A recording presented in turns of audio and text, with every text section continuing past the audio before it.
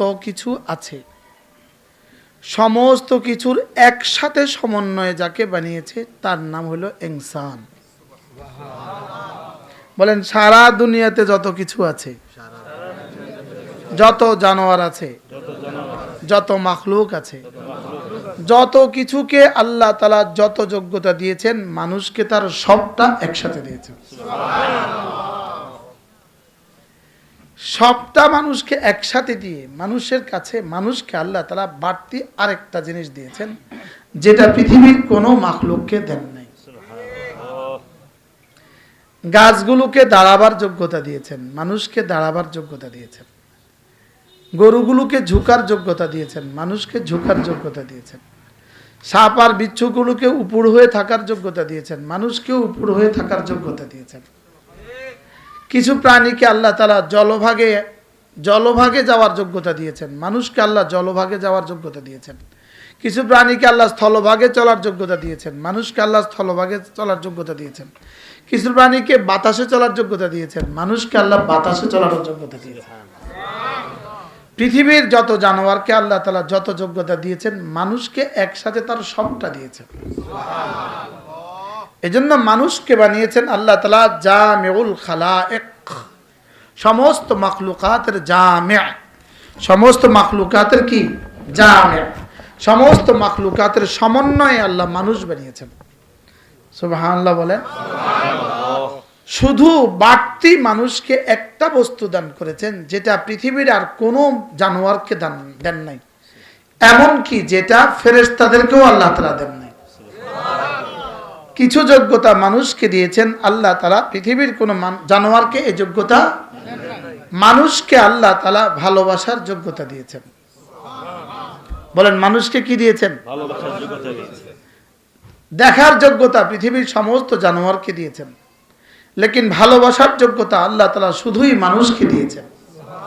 শোনার যোগ্যতা সমস্ত জানোয়ারকে দিয়েছেন, আর ভালোবাসার যোগ্যতা আল্লাহ তাআলা শুধু মানুষকে দিয়েছেন।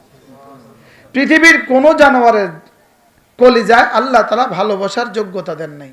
আপনি বলবেন গরু তার বাছুরকে ভালোবাসে কেন? তাহলে গরু তার বাছুরকে 3 বছর বয়স হয়ে গেলে আর ভালোবাসে না কেন? কি 3 বছর গরুর 3 বছরের বাচ্চাটাকে গরু চিনে, আর 3 বছরের গরুটা 4 বছরের গরুটা তার মাকে চিনে কি হয়? অথচ এই বাচ্চার জন্য এই মা জান লাগাইছে, কুকুরের সাথে যুদ্ধ করছে কি করছে না? হ্যাঁ, কিন্তু আজকে সে তার বাচ্চাকে চিনে না। নিজের কি বলে গামলা থেকে বাচ্চাকে গুঁতো দিয়ে সরিয়ে দেয় না বলেন? 1 মাস পর্যন্ত কবুতরটা তার বাচ্চার জন্য জান লাগায়, লেকিন যেই বাচ্চাটা উঠতে শিখে আর বাচ্চাকে মাগরিবের সময় মা ইতে বসে থাকে, বাসার মুখে বসে থাকে, বাচ্চাকে আর ঢুকতে দেয় না, যাও তোমার কাজ শেষ। সমস্ত জানোয়ার তাদের বাচ্চাগুলোকে আদর করে, এটা হলো তারবিয়তের অংশ। বলেন পালার অংশ, পালা লালন পালনের অংশ। বলেন এটা লালন পালনের কি অংশ। তেলাপিয়া মাছ নিজের বাচ্চাকে কিভাবে যত্ন করে, বাচ্চাকে শৈল মাছ থেকে বাঁচাবার জন্য নিজের মুখে নিয়ে নেয় না বলেন, লেকিন একটু বড় হয়ে গেলে আর চিনে না। পৃথিবীর কোনো জানোয়ার তার বাচ্চাকে একটু বড় হইলে আর চিনে না। কোন জানোয়ারকে আল্লাহ তাআলা ভালোবাসার যোগ্যতা দেন নাই, শুধুই মানুষকে আল্লাহ তাআলা ভালোবাসার যোগ্যতা দিয়েছেন। আর ভালোবাসার যোগ্যতা দিয়ে রব এবার পরীক্ষা করেছেন, আমি দেখব তুমি কাকে ভালোবাসো, আমি দেখব তুমি কাকে ভালোবাসো। তুমি যদি শুধুই আমাকে ভালোবাসো, আমাকে ঘিরেই যদি তোমার ভালোবাসা হয়, তো আমি তোমাকে মুমিন বলে দিব। আর আমাকে ঘিরে তোমার ভালোবাসা না হয়, আমি তোমাকে কাফের বলে দিব। ব্যাস, 3টা বস্তু। সমস্ত গুনাহের মূল হলো 3টা বস্তু, 3টা যোগ্যতা হলো, 3টা গুণ হলো সমস্ত গুনাহের মূল কারণ। প্রথমটা হলো গায়রুল্লাহর ভালোবাসা, 2 নাম্বার হলো শাহওয়াত, 3 নাম্বার হলো গুসা, ক্রোধ। 3 নাম্বার কি বলেন? হাজারো গুনাহ দুনিয়াতে সংগঠিত হয় শুধু ক্রোধের বুনিয়াদে, আর লাখো গুনাহ দুনিয়াতে সংগঠিত হয় শুধুই শাহওয়াতের বুনিয়াদে, আর সারা দুনিয়ার সমস্ত শিরিক আর কুফর সংগঠিত হয় আর বেদাত সংগঠিত হয় ভালোবাসার বুনিয়াদে। বুঝেন নাই? মানুষকে সেজদা করে কেন? ভালোবাসায়। বুঝেন নাই? মানুষ দুর্গাকে সেজদা করে কেন? দরগাকে সেজদা করে কেন? ভালোবাসায়। তাহলে ভালোবাসা হলো সমস্ত গুনাহের মূল শিকড়, আর ভালোবাসাই ঈমানের মূল শিকড়। কি ভাই? ভালোবাসা কি বলেন? ঈমানের মূল শিকড় কি বলো? ভালোবাসা। আবার বলো, ঈমানের মূল শিকড় কি? ভালোবাসা। সুবহানাল্লাহ। আর শিরকের মূল শিকড় কি? ভালোবাসা। আচ্ছা বলো তো দেখি, এই দেশের যত নাফরমানি আছে, নারী ঘটিত যত নাফরমানি আছে, সবগুলোর মূল কি? ভালোবাসা। মূল কি? ভালোবাসা। আর আমি মসজিদে যাই কেন? ভালোবাসা। তাহলে এক ভালোবাসা মানুষকে মুমিন বানায়া, ফেরেশতাদের থেকে শ্রেষ্ঠ বানায়া জান্নাত দিয়ে দেয়। আরেক ভালোবাসা মানুষকে সাফ মুশরিক বানিয়ে দেয়। আরেক ভালোবাসা মুআযাল্লাহ মানুষকে নামাজ থেকে বঞ্চিত করে দেয়। আরেক ভালোবাসা তাকে মসজিদ ছাড়তে দেয় না। এক ভালোবাসা তাকে কি? এক ভালোবাসা তাকে ঘুমাইতে দেয় না। আরেক ভালোবাসা তাকে ঘুম থেকে উঠতে দেয় না। কি বাস্তব না বাস্তব? মালিকের ভালোবাসা আছে, ফজর নামাজ ছাড়ে না, 3টায় ঘুমাইলেও ফজর ছাড়ে না। আর ভিন নারীর ভালোবাসা আছে, মোবাইলে রাত কাটিয়েছে, ফজর নামাজ আর উঠতে পারে না। তাহলে সে ফজরে উঠতে পারলো না কেন? আর ও মসজিদ ছাড়লো না কেন? কিছুটা তো বুঝে আসছে না? হ্যাঁ, আল্লাহ তাআলা ভালোবাসা বানিয়ে 99 ভাগ ভালোবাসা রেখে দিয়েছেন নিজের কাছে, 1 ভাগ ভালোবাসা নাজিল করেছেন দুনিয়াতে। ওই 1 ভাগকে আল্লাহ তাআলা ভাগ করে দিয়েছেন আদম থেকে কিয়ামত পর্যন্ত সারা দুনিয়ার সমস্ত মানুষের মাঝে। কি? তাহলে ইহুদির কলিজায় ভালোবাসা যেটা আছে ওইটা ওই 1 ভাগের অংশ। মার কলিজায় যে ভালোবাসা আছে, এবার রবের কাছে রেখে দিয়েছেন কত ভালোবাসা। মজার কথা হলো ওই 1 ভাগ ভালোবাসা দিয়ে দুনিয়া সাজিয়েছেন, আর 99 ভাগ ভালোবাসা দিয়ে আল্লাহ তাআলা জান্নাত সাজিয়েছেন।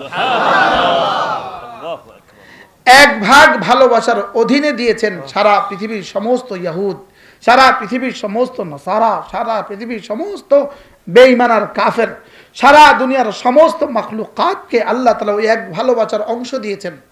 মুরগি তার বাচ্চার জন্য জীবন দেয়, ওই 1 ভালোবাসার অংশ। গরু তার বাচ্চার জন্য কুকুরের সাথে লড়াই করে, ওই 1 ভালোবাসার অংশ। আর বাকি 99টা ভাগ ভালোবাসা আল্লাহ তাআলা রেখে দিয়েছেন শুধুই মুমিনকে জান্নাতে দেওয়ার জন্য।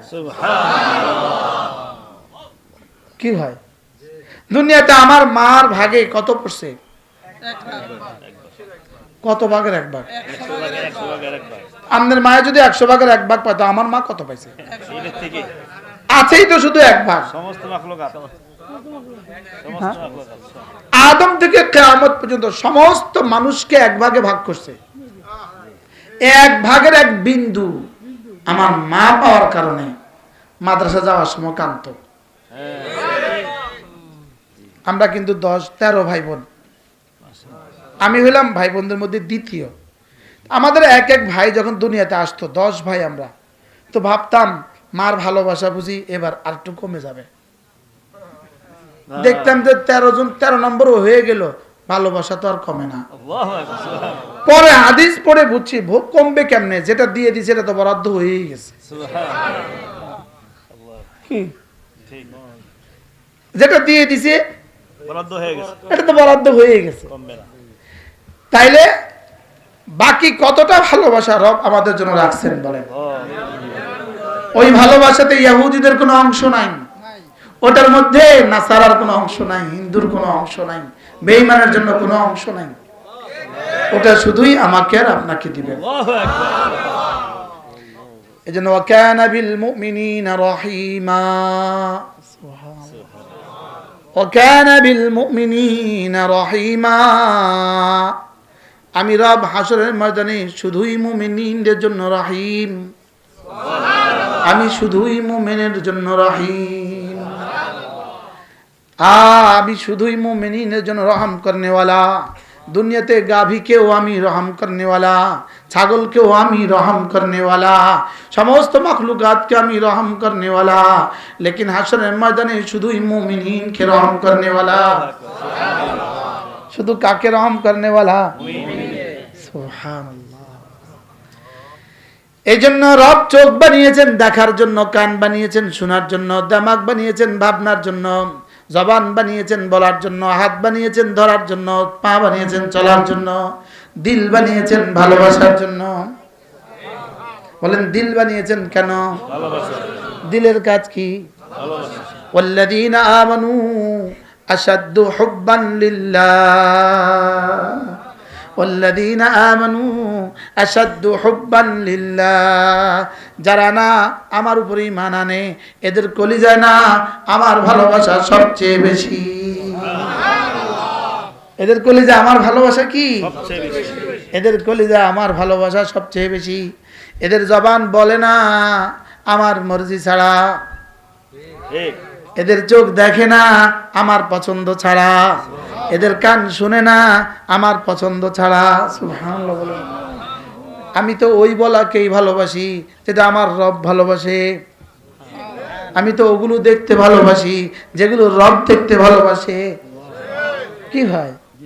হ্যাঁ, এদের জীবনটা শুধুই আমাকে ঘিরে, আমার ভালোবাসা ঘিরে, আমার মোহাব্বত ঘিরে। ইলাহা ইল্লাল্লাহ, লা ইলাহা ইল্লাল্লাহ, লা ইলাহা ইল্লাল্লাহ, লা ইলাহা ইল্লাল্লাহ। যেমন ইংরেজিতে বলি আই লাভ ইউ, বাংলাতে বলি আমি তোমাকে ভালোবাসি। আমার রবকে ভালোবাসার বলার শব্দ, রবকে ভালোবাসার বলার শব্দ লা ইলাহা ইল্লাল্লাহ, লা ইলাহা ইল্লাল্লাহ। এটা রবকে ভালোবাসার কালিমা। সুবহানাল্লাহ বলেন। এটা রবকে কি ভালোবাসার কালিমা। আর এই শব্দটা আজকেই আমি জীবনে প্রথম বলছি আমার মনে হয়। বলেন এটা রবকে ভালোবাসা প্রকাশের কালিমা। বলেন এটা রবকে ভালোবাসার কি? এটা রবকে ভালোবাসা প্রকাশের কালিমা। সুবহানাল্লাহ। আমি বললাম রব আমি আপনাকে ভালোবাসি, রব বলেন মুখে প্রমাণ দাও। এবার আমি বললাম মুখে বলবো কি দিয়ে? রব বলেন এটা দিয়ে বলো, লা ইলাহা ইল্লাল্লাহ, লা ইলাহা ইল্লাল্লাহ, লা ইলাহা ইল্লাল্লাহ, লা ইলাহা ইল্লাল্লাহ। আশ্চর্য, ভালোবাসা আছে বলে এটা বাইর হয়, আর এটা আছে বলে ভালোবাসা বোঝা যায়। আশ্চর্য না? স্বামী যদি স্ত্রীর মুখে লোকমা তুলে দেয়, লোকমা তুলে দেওয়া বোঝা যায় ভালোবাসা দিলে আছে। কি লোকমা তুলে দিলে বোঝা যায় কি আছে, ভালোবাসা কি আছে। আর যদি লোকমা তুলে দেয় ভালোবাসায়, এটা শুধুই ভালোবাসা বাড়ায়। ভালোবাসার আছে বলেই দিয়েছে, আর দিয়েছে বলেই বাড়ে। সুবহানাল্লাহ বলেন। কি বলছি বলেন? ভালোবাসা আছে বলে লোকমা দেয়। আজ থেকে 25 বছর আগে বা 22 বছর আগে এই অঞ্চলের প্রথম মানুষ যার সাথে আমার পরিচয় তিনি হলেন আমাদের এই হাজী সাহেব। নৌকা দিয়ে গেছি মাদ্রাসা, নৌকা দিয়ে গেছি কোথায়? প্রথম হাইটা গেছে, হাইটা গেছি দেওড়া, মাহফিল আছিল না, অনেক বন্ধুরে নৌকা দিয়েও গেছি, হাইটাও গেছি। বলেন ভালোবাসা আছে বলে কালেমা বের হয়, আর কালেমা বের হওয়ার দ্বারাই ভালোবাসা বাড়ে। ঠিক কি বলছে হানিফ সাহেব? ভালোবাসা আছে বলে হয় কালিমা বের কালেমা, বের হয় আর কালেমা বের হইলেই ভালোবাসা এটা দুদিক থেকে সম্পর্ক। সুবহানাল্লাহ। লা ইলাহা ইল্লাল্লাহ, লা ইলাহা ইল্লাল্লাহ, নাই কোনো মাবুদ আল্লাহ ছাড়া, নাই কোনো মাসজুদ আল্লাহ ছাড়া, নাই কোনো মানি'আ আল্লাহ ছাড়া, নাই কোনো মু'তি আল্লাহ ছাড়া, নাই কোনো নাফি' আল্লাহ ছাড়া, নাই কোনো দর আল্লাহ ছাড়া, নাই কোনো মুহয়ি আল্লাহ ছাড়া, নাই কোনো মুমিত আল্লাহ ছাড়া, নাই কোনো মাসজুদ আল্লাহ ছাড়া। লা ইলাহা ইল্লাল্লাহ, লা ইলাহা ইল্লাল্লাহ, লা ইলাহা ইল্লাল্লাহ। কেমন মজাটা কেমন? অনেক মজা হ্যাঁ, অনেক মজা আমার জিব্বা নড়ে নজরুল ইসলাম সাহেবের বাড়িতে, আর আরশে আজিমে জিব্বা নড়ে, আমার রবের জিব্বা নড়ে আরশে আজিমের বাড়িতে। আমার জিব্বা নড়ে জমিনে, রবের জিব্বা নড়ে আরশে আজিমে। আমার জিব্বা নড়ে তাকে দিয়ে, তার নাম দিয়ে, তার জিব্বা নড়ে আমাকে রহমতের অর্ডার দিয়ে। কি হয়? ফাযকুরুনি আযকুরকুম, ফাযকুরুনি আযকুরকুম। হাকিমুল উম্মত বলেন ফাযকুরুনি জিস কদর আযকুরকুম ইস কদর। তুমি আমাকে ডাকবে যত, আমিও তোমাকে ডাকবো তত। বলেন তুমি আমাকে ডাকবে যত, আমিও তোমাকে ডাকবো তত। আমার জিব্বা নড়ে আমার যোগ্যতা দিয়ে, রবের জিব্বা নড়ে রবের যোগ্যতা দিয়ে। ফাযকুরুনি আযকুরকুম, ফাযকুরু তুমি আমাকে ডাকবে, নি আমাকে ডাকবে, আযকুরকুম আমি তোমাকে ডাকবো। কি সহজের জন্য আমি সিলেবাল ভাগ করে বলছি।